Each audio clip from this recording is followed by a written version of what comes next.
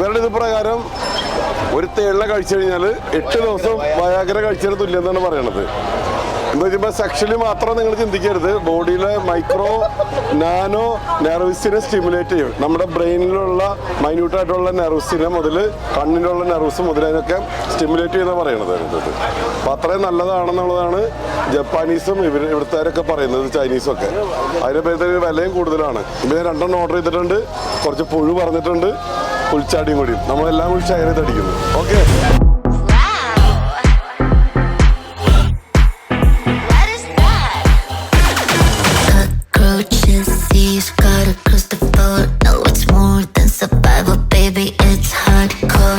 പുൽച്ചാടി ഉണ്ട്. ഈ അറബ്സൊക്കെ ഇതിനെ പച്ചനെ കഴിക്കുന്ന സാധനമാണ് അതിനകത്ത്, കുക്ക് ചെയ്യാറുണ്ട്. അത്രയും പ്രോട്ടീൻ റിച്ച് ആണ് അതിനകത്ത്.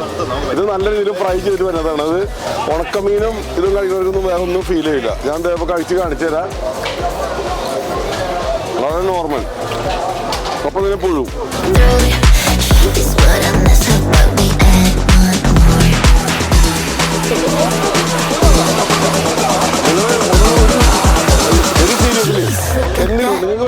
കഴിച്ചു നോക്ക്.